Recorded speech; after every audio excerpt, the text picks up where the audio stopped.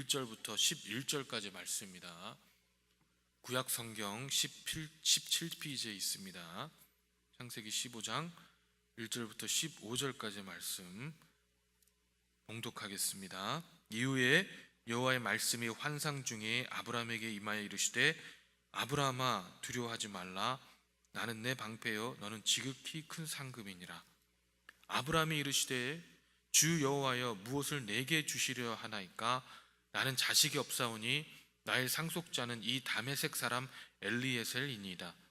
아브라함이 또 이르시되 주께서 내게 씨를 주지 아니하셨으니 내 집이 길린 자가 내 상속자가 될 것이니이다.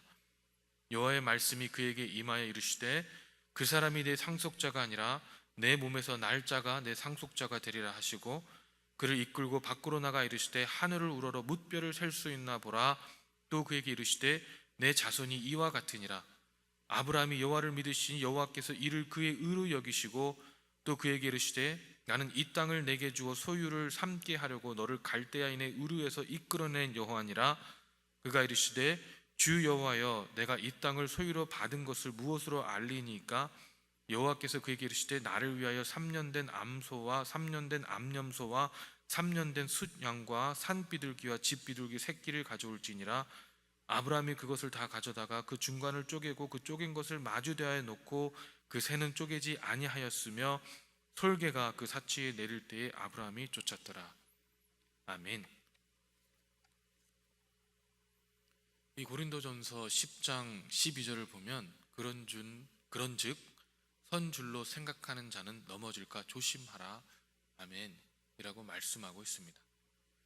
그 이유는 우리가 승리에 도취되어 있었을 때에 우리가 쉽게 자만할 수 있고 그러므로 오히려 더 큰 유혹에 빠질 수 있기 때문입니다.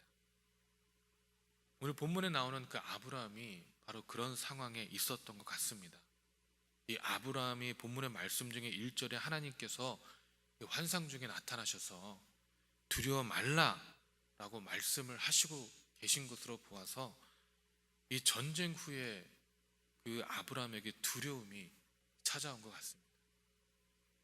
정신적인 면에서 그리고 영적으로 이 매우 낙심한 상태였습니다.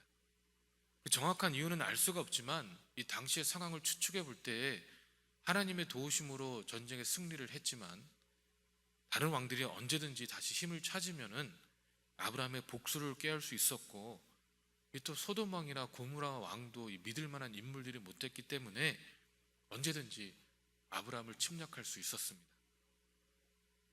또한 아브라함은 이 혹시 커다란 승리 후에 오는 공허함과 이 의기소침에 빠져 있었는지도 모르고 이 하나님께서 약속하신 후손에 대해서 계속 침묵하고 계시고 본인의 생각에는 이 성취될 가능성이 없어 보이자 아브라함은 그 어느 때보다 두려움에 빠졌을 수도 있습니다. 2절 말씀에서 여호와여 무엇을 내게 주시려 하나이까? 나는 자식이 없사오니라고 아브라함이 고백하는 것만 봐도 이 아브라함이 자녀의 부재에 의해 시리에 빠져 있었음을 잘 나타내고 있었습니다. 이 하나님의 인도하심과 신실함을 맛을 보았음에도 이 삶에서 찾아오는 허탈감과 죄악에서 오는 무기력함으로 인해서 이 두려움에 사로잡힌 모습은 너무나도 안타까운 모습이지만 여러분 바로 이 모습이 우리의 모습이 아니겠습니까? 우리는 다 이런 경험을 한 번쯤은 다 해봤을 겁니다. 삶의 계기로 인해서 부흥회라든지 예배라든지 말씀을 통해서 큰 은혜를 받았지만 그 후에 여실히 놓이는 삶의 현실과 그리고 그 한계에 다시 좌절하고 두려워하는 경험들을 한 번쯤은 다 있었을 것입니다. 어떻게 보면 이런 모습이 우리 신앙의 한계 혹은 우리 신앙의 수준일 수도 있습니다. 그렇게 믿음을 강조하며 하나님의 믿는 믿음으로 나타나는 이 선한 영향력과 행실을 강조했던 사도 바울도 이 로마서 7장 24절을 보니까 오호라 나는 공고한 사람이도다 이 사망의 몸에서 누가 나를 건져내랴 라고 소리치며 이 본인의 연약함과 본인의 두려움에 몸부림치고 있는 것이 아니겠습니까? 이 사도 바울은 어떤 사람입니까?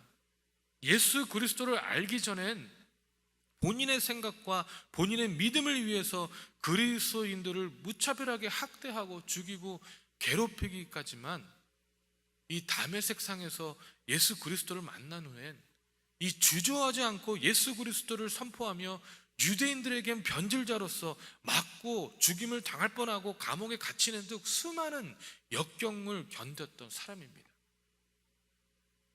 그것뿐만이 아닙니다.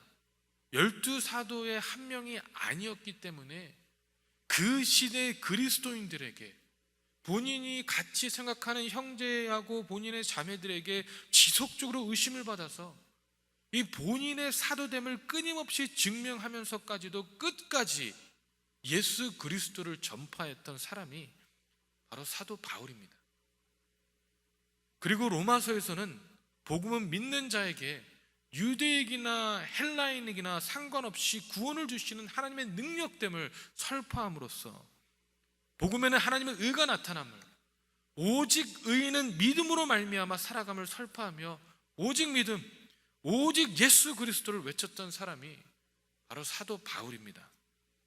그랬던 그도, 항상 담대하게만 보였던 그도, 너무나 성령 충만하고 믿음 충만하고 하나님의 은혜에 가득 차 보였던 그도 이 본인의 인간의 나약함 앞에서, 본인의 죄악 앞에서 로마서 7장 19절에 내가 원하는 바 선은 행하지 아니하고 도리어 원하지 아니하는 바 악을 행하는도다 라는 깊은 탄식 속에서 오호라 나는 공고한 사람이더라 라고 한탄을 하고 있는 것이 아니겠냐라는 것입니다.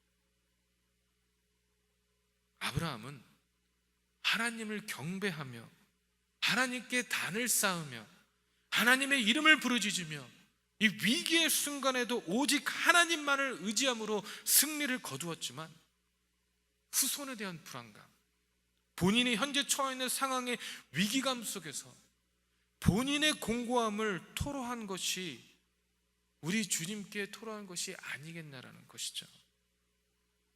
이런 환경 속에서 이러한 스스로를 향한 안타깝감 속에 있는 아브라함에게 이 오늘 본문의 말씀 1절에 하나님께서는 환상 중에 아브라함에게 임하시어 이렇게 말씀하십니다. 이 새 번역으로 보니까 아브라함아 두려워하지 말아라. 나는 너의 방패다. 내가 받을 보상이 매우 크다. 아멘. 우리가 다 같이 한번 읽어보겠습니다. 아브라함아 두려워 말라. 나는 내 방패요 너의 지극히 큰 상급이니라. 아멘.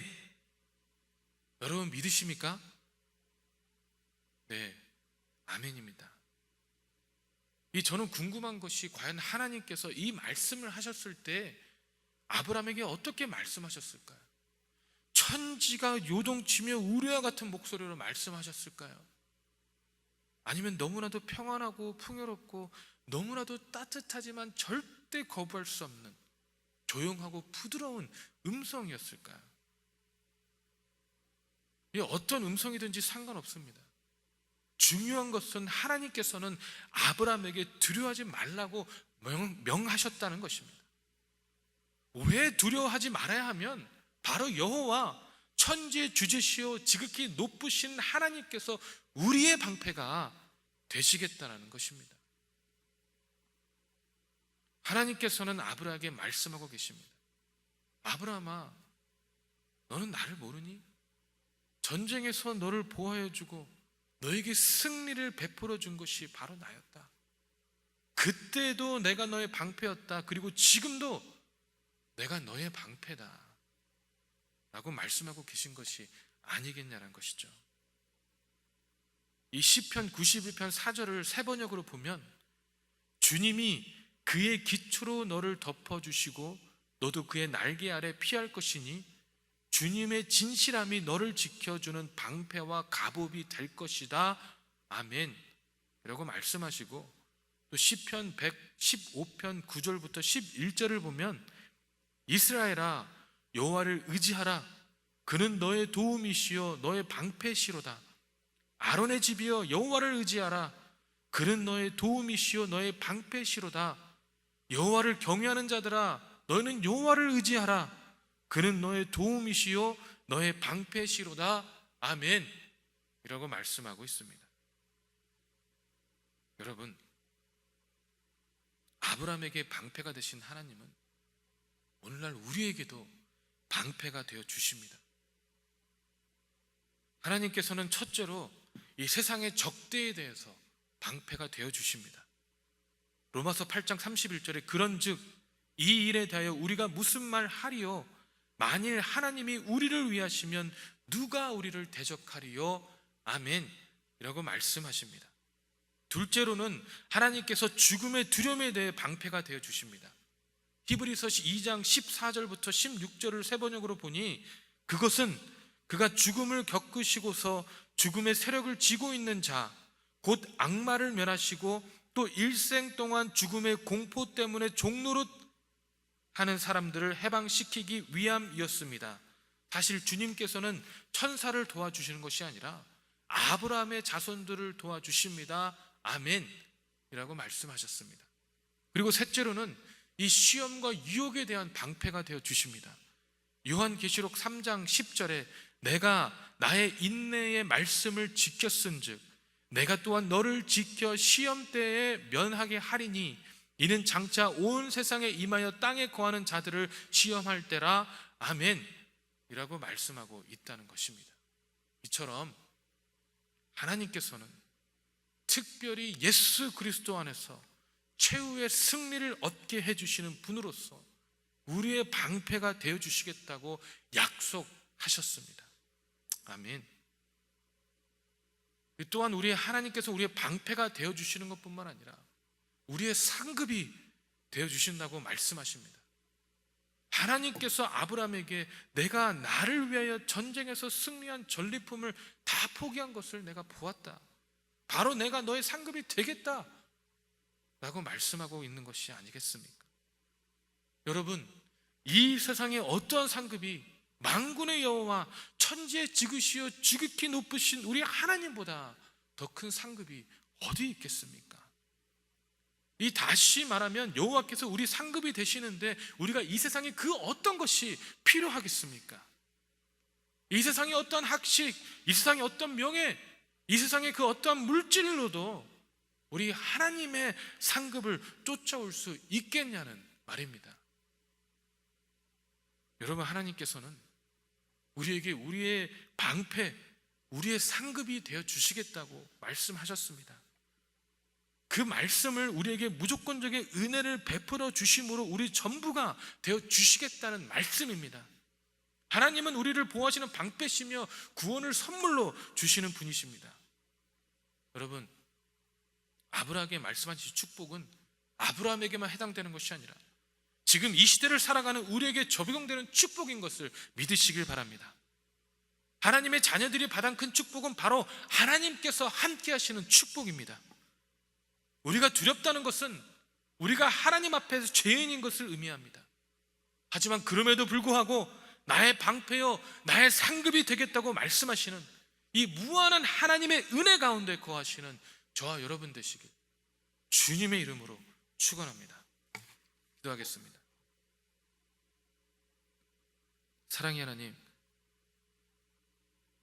우리가 두려워할 때 너무나 많습니다.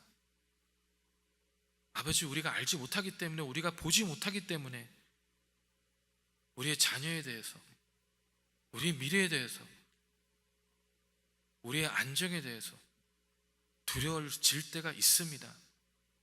하나님, 그러나 우리가 명심하고 지켜야 될 것은 바로 여호와, 이 세상을 창조하셨고 우리를 흙에서 창조하심으로 우리에게 그 하나님의 생명력을 불어주심으로 생명으로 만드신 그 하나님께서 우리의 방패가 되겠다고, 우리의 큰 상급이 되겠다고 말씀하신 주님, 그 주님만을 믿고 따라가는 저희 한 사람 한 사람 될 수 있도록 인도하시고 역사해 주시옵소서.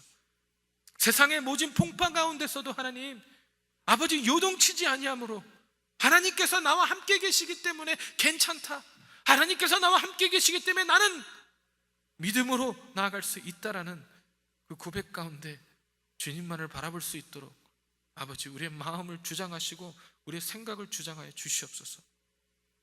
아버지, 오늘도 그런 모습 가운데 있을 수 있는 저희가 될 수 있기를 간절히 소망하며 살아계신 예수 그리스도 이름으로 기도했습니다. 아멘. 하늘에 계신 우리 아버지여, 이름이 거룩히 여김을 받으시오며 나라의 마옵시며 뜻이 하늘에서 이루어진 것 같이 오늘 땅에서도 이루어지리이다. 오늘날 우리에게 일용할 양식을 주옵시고 우리가 우리에게 죄진 자를 사하여 준 것 같이 우리 죄를 사하여 주옵시고 우리를 시험에 들지 말게 하옵시며 다만 악에서 구하옵소서. 대개 나라와 권세와 영광이 아버지께 영원히 있사옵나이다.